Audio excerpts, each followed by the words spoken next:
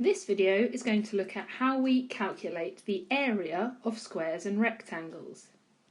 Here is a rectangle which is made up of 8 squares. I can count them 1, 2, 3, 4, 5, 6, 7, 8. Here is another shape, and this is also made up of 8 squares. 1, 2, 3, 4, 5, 6, 7, 8. Both these shapes have an area of 8 squares, even though they look very different. So we would write this area as 8 centimetre squared.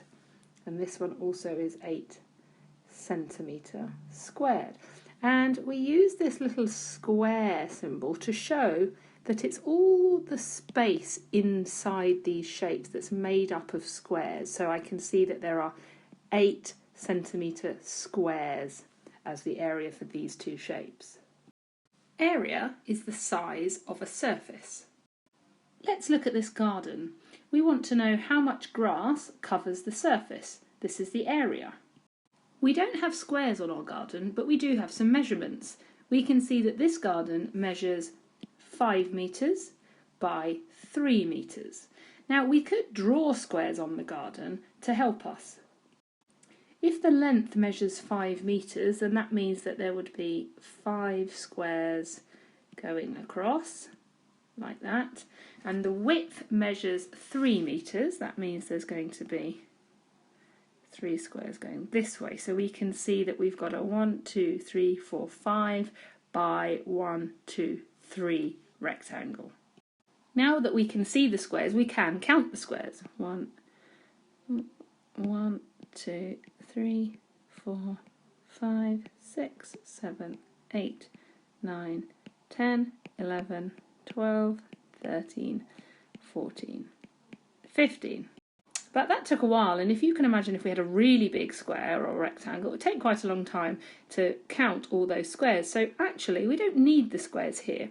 All we need to do is we're going to multiply the length of my rectangle, which is 5, by the width, and the width is 3. So all I need to do is 5 times 3, which is 15. And so I know that my area is 15 metres square. And that's because I have 15 of these little squares. So if we want to calculate the area of a square or a rectangle, all we need to do is work out the length times the width, and that will give us the area. Now it's your turn. Pause the video and have a try at working out the area of the following squares and rectangles.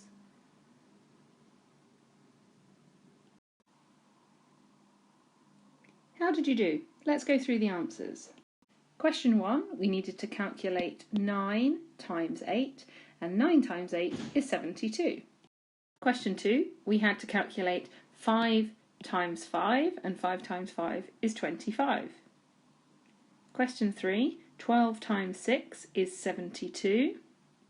And question 4 says, this shape has an area of 14 centimetres squared. What could the length and the width be? So what that means is that the area is 14, so we can imagine that there are 14 squares in here, just roughly do it. So we would have to do that accurately to see there were 14 squares. So we're thinking of a number times a number that could equal 14. So what could that be?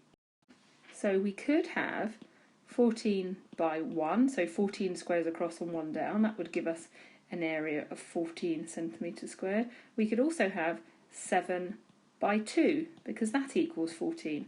And that would give us an area of 14 centimetres squared. So either of those answers would be correct. Now, we've calculated the answers, but what's really important to remember here is that we give the correct units. When we calculate area, we are calculating the number of squares. So whether it's metres or centimetres or millimetres, we must always write the little 2 to show that it's squares, and that shows us that it's area.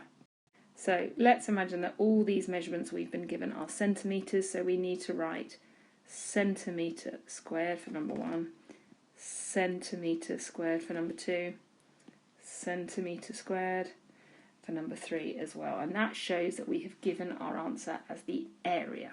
Well done! You can now find the area of squares and rectangles.